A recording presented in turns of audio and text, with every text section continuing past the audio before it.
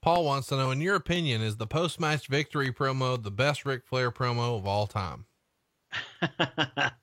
I thought it was good. I think there's a lot of Ric Flair promos that people can point to and say, God damn, that was good. But this one was definitely memorable. What's your favorite?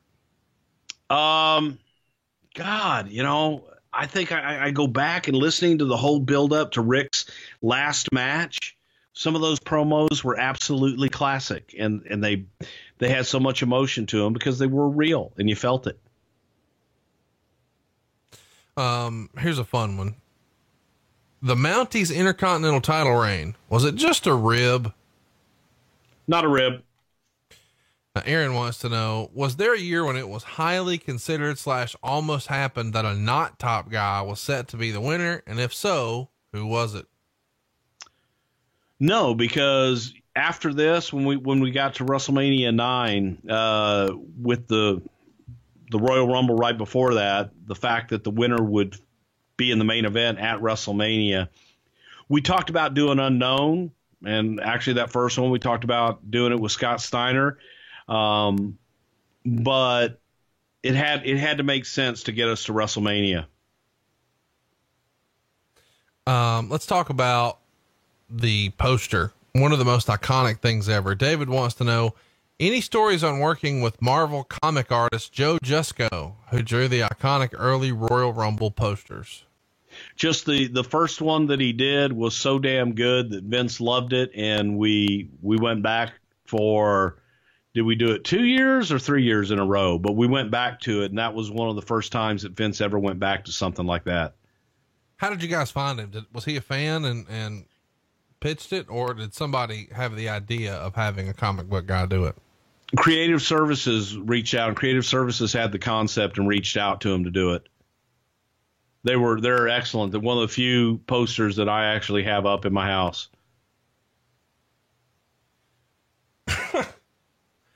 Andres wants to know, question won't be answered, but screw it. How big's Batista's dick? So Piper there with a nice bite of Ric Flair's head. Jason and says, Flair goes back to the eyes. Jason says, when Hogan lost the match, the audience cheered, but when they replay it on TV, they dub in boos to make Sid a heel for doing it. How often does this happen? Any other instances you can think of besides every Roman Reigns entrance? What are y'all watching? I watched it on the network and I didn't hear, I heard the cheers. You can see the people pop. And I heard cheers when Hogan got eliminated. So I think that's, for television and things, when we used to tape things, we would definitely put in cheers and boos, okay, where they didn't exist before. But, man, I heard the cheers when Hogan got eliminated. So I don't know. Maybe y'all are watching some other feed. Dante can clear it up for us. He says, ask Bruce about the main event the following week, how they re-edited Gorilla and Bobby's Rumble dialogue to portray Sid as the villain when it was clear that Hogan was the wrestler being booed at the Rumble's conclusion. You can still watch both versions on the WWE Network, and there's totally different commentary between the two. I have no idea. I wasn't there. Vladimir wants to know, what was the reaction in the business about Flair coming to New York with the big gold belt? I think most people thought it was work, and most people thought it was, kind of cooperation. But at the same time, it was like ooh, shit. And it was a pretty damn big deal to those of us in the business. I was unemployed at the time, or as Vince liked to say, on hiatus, but I remember it vividly. Rashad wants to know, what was Jack Tunney's non-kayfabe role behind the scenes? Jack Tunney was the promoter in Canada, in Toronto and the area around Canada. Jesse wants to know, why did all the best pay-per-views happen when Bruce was fired? SummerSlam 91, Survivor Series 91, Royal Rumble 92, Mania 8, SummerSlam 92, and then Bruce comes back and we get fucking Survivor Series 92. Womp, womp, womp. Yeah, well, fuck you. That was pretty funny. How was Mean Gene Okerlund behind the scenes? He seems to be a nice, quick-witted guy who you'd like to go out and have a few beers with. Gene is an absolute lot of fun to go out and have a few beers with, and he is very quick-witted. Thank God for Sid Justice. Chris wants to know, was there ever any consideration here to turning Hogan heel? I have no idea. No, I mean, probably not, knowing Vince. I wasn't there, guys. Michael wants to know, what was it that Vince saw in Flair differently than, say, a Dusty or a Harley Race or any other NWA legend to push him so quickly? It seems like a lot of those guys have to come in and quote unquote pay their dues. Meanwhile, Flair gets a mega push from the moment he comes in. I think Vince probably saw a lot of himself in Ric Flair. If Vince were to be a wrestler back in that time, he probably would have been Ric Flair. Jen says, days before Shawn Michaels had one of the greatest heel turns of all time, the crowd reaction he got was mixed at best, and some people were cheering. Could anything have been done differently to capitalize on this in what is probably the second most important pay-per-view of the year? Most of the crowd didn't even seem to be aware of the turn at the time. Yeah, do it earlier, but that's what you do. I mean, you bite that bullet and move on. Ryan wants to know, who would have been Bruce's pick to win the Rumble? Ric Flair. Joe says, got any good Rene Goulet stories? Seems like he was there forever. Rene Goulet, I think the funniest one is when we were doing Doink the Clown, and we had Doink the Clown up in the stands before we even knew who he was. And the kids kind of all got around Doink, and Doink had fallen down the stairs around all these kids. And Rene had a radio, and all we heard in his French accent was, "The clown is down, the clown is down, the clown is down." And we just used that forever. Hypothetically, what would it sound like if Johnny Ace was to do Bobby Heenan's Not Fair to Flair? Well, it's not fair to Flair, if you ask me. What'd be fair is if Vince was in there and I was able to oil him up, kind of like the Warlord going out right now. Hogan and Savage are in the ring at the same time, but have zero physical interaction and stay completely away from each other. Do you think there was legit heat here by this point? No, I don't. I don't think there was at this point at all. At least not that I knew of.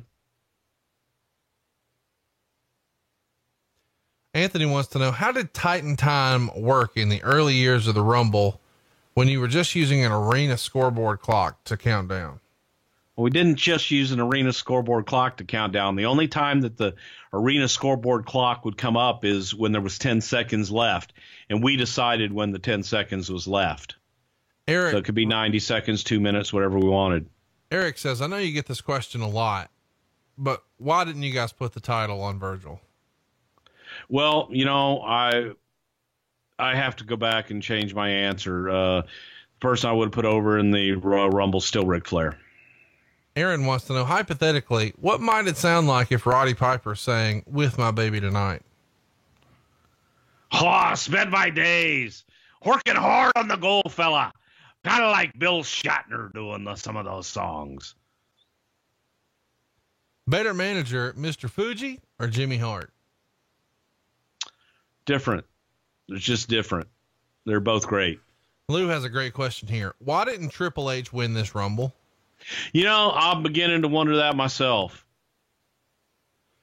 Chris writes, rumor and innuendo says that Hogan freaked out at Vince backstage after the show. Did you ever hear about that? For what? I don't know. So you didn't? I don't either. Okay. David wants to know, what did people think when Flair said the WWF title was the only title in wrestling that mattered? Because it is. There you go. Michael says, Ric Flair watched this with Conrad on the old Flair podcast and said jokingly when Greg Valentine got into the match, okay, everybody's going to get potatoed now. Out of all the guys in the Rumble, who was most notorious for being stiff in the ring? Wow. That's a lot of guys. Valentine would be up there. Hercules, Duggan could be a little snug sometimes because he's blind, but not out of maliciousness. But there's a spot in there when you watch Valentine and Flair in the corner with the chops where Flair finally says enough with the chops and just turns and gets away from him. We're down to 4 now. We've got Sid working with Macho Man in one corner, and on the far side, Hulk Hogan and Ric Flair, arguably the top 4, and there with a high knee to to the back of Sid. It pushes Macho Man over the top. And now Flair's back to work with Hogan. We're down to 3. The big 3. And see, and again, subliminal message there with Savage being dumped out by Flair so you can get to WrestleMania. Don't know if that's what they wanted, but hey, it worked. Sid just watching as Hogan puts the boots to Flair, comes in behind him, throws Hogan out, and look at the crowd. And the crowd pops. They go banana. Everybody thought for sure Hogan's winning this and Hogan's world champ, but it doesn't happen. Sid talking a little smack to him, which people liked. And again, it was different. And to me, had Sid not been just gone as heel there with his facials and stuff, and they missed the shot of Hogan, kind of grabbing there. But again, this to me is a total heel move on Hogan's part. 100%. But Hogan always worked as a heel. He did. This is true. But sometimes it can be heel in a babyface way. And then there's just dick move. And to me, that was a dick move. How crazy is the finish here? I mean, I think it's one of the more underrated finishes. I know everybody talks about the match and the performance that Rick had, but really great stuff when you see Piper and Martel go over, and then Savage, and then Hogan, and then Sid. It couldn't have been done any better. And now Hogan's in chasing Ric Flair after he lost. Clearly, give the man a minute to celebrate. You got to be fair to Flair. Well, they got to get Flair back for his promo, but also you look at Rick and his mouth is about as dry can get, and he just wants water and air right now. But you don't even get the reunion of Bobby Heenan and Flair, and now it's all, again, you got a brand new champion. It's all about crowning a champion, and you got these two yahoos in the ring with Pat Patterson and Sneakers trying to separate them. It does sort of diminish the title a little bit. It shows people what the real main event's going to be right here at WrestleMania. Exactly. And it, was Hogan was bigger than the championship. And now, this whole thing was Sid, but people not letting him go at it at all. And Sid's not backing down at all. It just, again, man, if Sid had just backed up a little bit, it would have helped me with Sid being a heel, but he doesn't back up. Right. He stays there toe to toe with Hogan. So again, it's like he's standing, come on.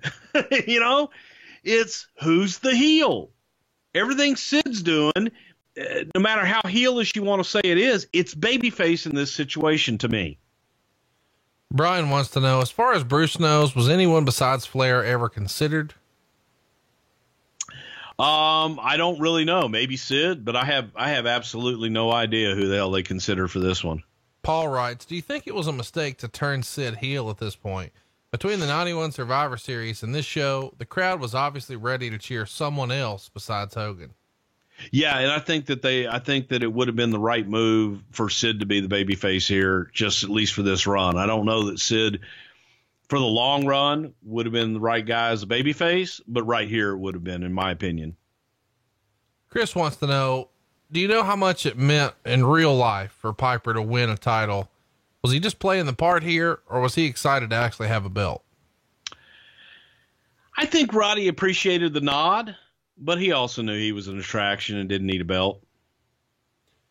Michael wants to know, any good Pat Tanaka stories? I don't know when we'll talk about him again. Duke Muka's son, great bumper, but I don't really know. So let's watch here. Of course, we're not going to hear it, but it's a pretty famous presentation. We're going to see the Winged Eagle Championship being presented directly to Ric Flair by Jack Tunney. Mean Gene's here holding the stick. And at some point, there's going to be a pretty famous moment that we get tons of questions about that people remember maybe more than almost anything in the promo, where Mean Gene yells at someone off camera and yells, "Put that cigarette out." Do you have any idea? Classic. No, I don't. And that's, the funny thing is I was getting all of those tweets about that, and I didn't even realize it was this promo till I went back and saw, with a tear in my eye, the greatest moment of my life. The only title in the world that means you're number one. And then, of course, Gene right here goes off camera and yells at someone, to put that damn cigarette out. You got to love it. And Bobby, and to me, Bobby and them, it all ends on Ric Flair and a woo! But absolutely classic stuff right here. And to me, this was Flair's greatest WWE moment. This in his retirement. One of the greatest promos of all time. You've got to go out of your way to see it. It's a great match. Shyster writes in, what's the noise the fans are making during entrance? I never heard that cowbell noise before or after this event. I'm not sure what makes that sound though. It is actually a cowbell that people get, and they rattle it at football games, and they rattle it especially down here in Texas. They either have the spinner razor or they have a damn cowbell. And in the very beginning of this, it was aggravating as hell because it was all I heard. I thought it was the music, but you really hear it during the on cameras. And the other thing they do up in the Northeast a lot is they do the air horn, which is just aggravating as hell for TV. Jamie wants to know, did Bruce think we should have had a Flair Hogan match at WrestleMania 8? If they had done a personal issue with them and they'd actually shot an angle, yes. Norris wants to know, the alliance of Flair, Perfect, and Heenan was one of the greatest units in wrestling to me. What were the plans for the unit had they not had to be split up due to the Ultimate Warrior leaving? I have no idea. Barry wants to know, is there anyone better in the business than Bobby Heenan putting people over at this show? Nope. He's the best in the business. He was absolutely the best. Joe wants to know, can Bruce explain to me what a Blumpkin is? Nope, not going to.